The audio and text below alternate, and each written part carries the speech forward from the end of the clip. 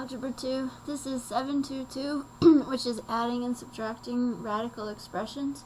So by the end of this, you should be able to add and subtract radical expressions that have the same radicand and index.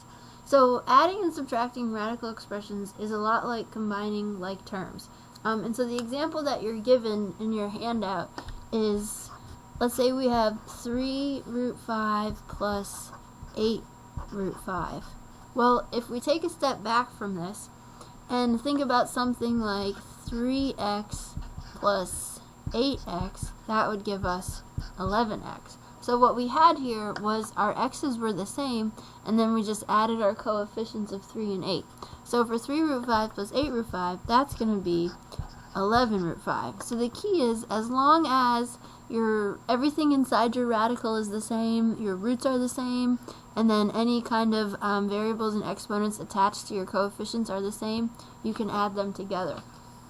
So the other example that we have on your handout is you have 2 times the cube root of 3x minus 9 times the cube root of 3x, right? So both of these are root 3x, both of these are cube roots, so then we can just do 2 minus 9, which is negative 7, and then we attach the cube root 3x, and there's our answer, and we're all done.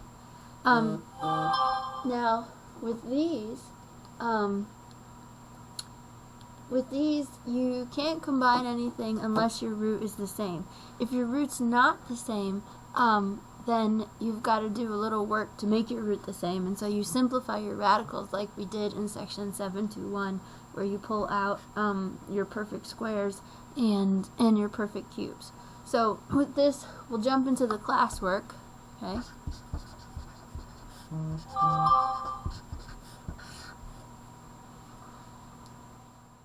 So for number 1, we have 3 root x minus 7 root x. Well, radicals are the same, both of them are root x, so you just do 3 minus 7, which is negative 4, and then attach your root x.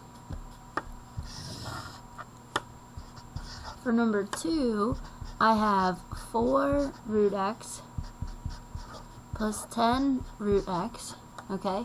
So those radicals are the same, root x, and then we can do 4 plus 10, and so that gives us 14 root x.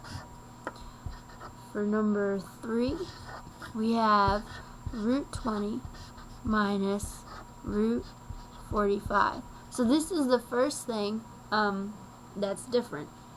So these radicals are not the same thing, but we can simplify them to maybe make them the same thing. Now the largest perfect square inside of 20 is 4, so we could rewrite this as the square root of 4 times 5. And the largest perfect square inside of 45 is a 9, so we could rewrite that as a 9 times 5. Now the square root of 4 is 2, so we can pull that out.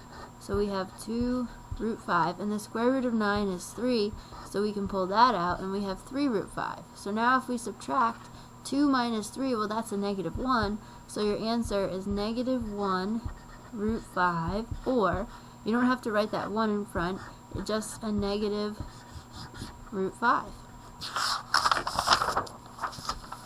So moving on to number 4, we have the square root of 48 minus the square root of 27. So the largest perfect square inside of 48 is going to be 16, and so we can do 16 times 3, and the largest perfect square inside of 27 is 9, and we can rewrite that is 9 times 3. So the square root of 16 is 4, we pull that out, and then the square root of 9 is 3, and we pull that out. So we have 4 root 3 minus 3 root 3 is just going to be 1 root 3, so your answer is a lonely root 3. For number 5, we have the square root of 98x minus the square root of 72x. And so the largest perfect square inside of 98 is 49, so we can rewrite that as 49 times 2x, and the largest perfect square inside of 72 is 36, and we can rewrite that as 36 times 2x. So the square root of 49 is 7. We pull that out, and we keep the 2x on the inside. The square root of 36 is 6, and we pull that out, and we keep the 2x on the inside. Now, root 2x is the same thing as root 2x, so we just do 7 minus 6, which is 1, and so your answer is 1 root 2x, or just root 2x. So going on to number 6, we have the square root of 75x plus the square root of 108x. So 75, we can rewrite that as 25 times 3, because 25 is the largest perfect square. That's a factor of 75. And then for 108, well, I can't think of that one off the top of my head, so I'm going to go to my list. And if we take 108 and cut that in half, that leaves us at 54. So 54 is right here on the list, and then if we go backwards, well, is 49 a factor of 108? No. Is 36 a factor of 108? Yes, it is. So we can rewrite 108 as 36 times 3, and then we have our x. So the square root of 25 is 5. We pull that out. We have to leave the root 3x on the inside. The square root of 36 is 6. We can pull that out, and then we leave the root 3x on the inside. So we've got root 3x and root 3x. If we do 5 plus 6, we'll get 11 root 3x. So that's our answer, and we're all done. Number 7, we have square root 54a minus square root 24a. Okay, so 54, the largest perfect square inside of that, let's see, I think that's going to be 9 times 6. Yeah. So 54, we can rewrite that as 9 times 6, and then we have an a. 24, we can rewrite that as 4 times 6, and then we have our a. So the square root of 9 is 3. We pull that out. Can't do anything with the 6 or the a, so leave those inside. The square root of 4 is 2, so we pull that out, and then we leave the 6a inside. So 3 minus 2 is 1, so your answer is 1 root 6a.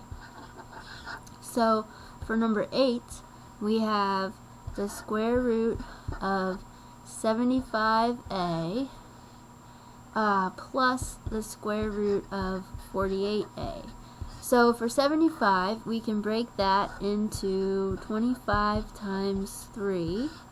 And then for 48, we can break that into 16 times 3. So 25 and 16 are the largest perfect squares that are factors of 75 and 48. That's always what you're looking for, is what's the largest perfect square that's a factor.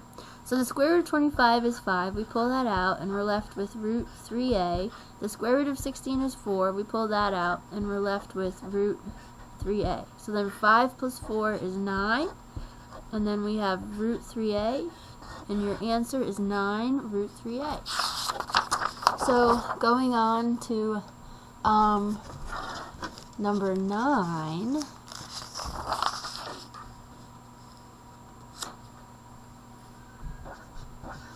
So for number 9, we have 3 times the square root of 3x cubed plus 5x times the square root of 12x.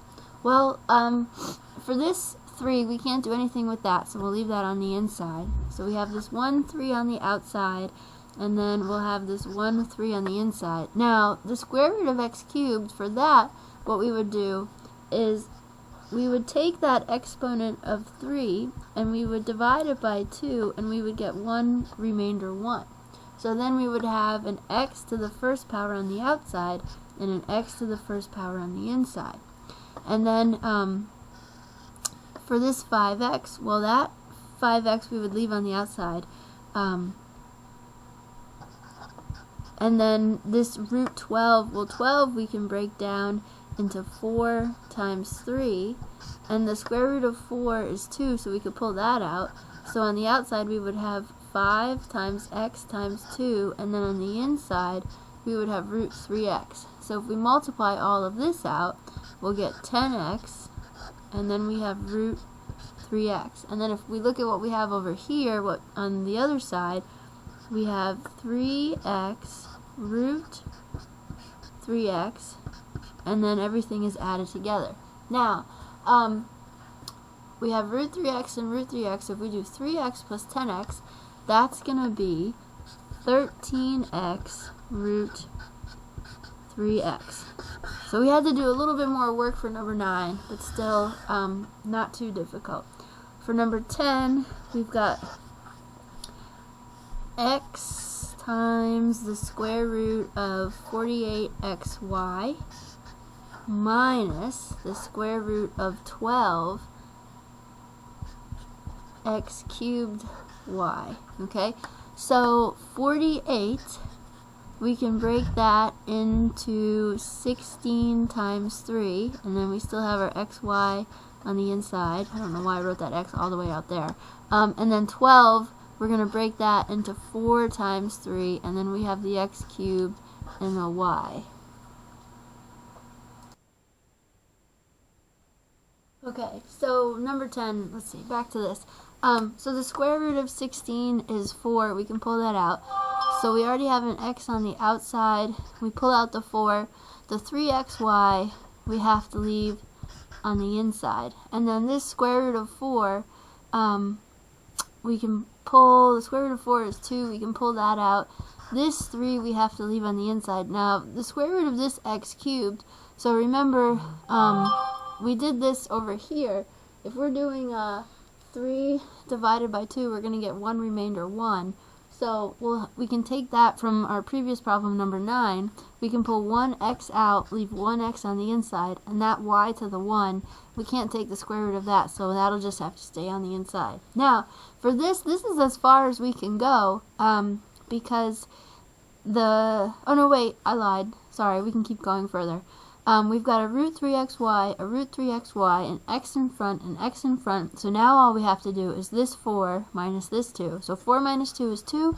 So we have 2x root 3xy. So that's our answer, and we're all done with number 10.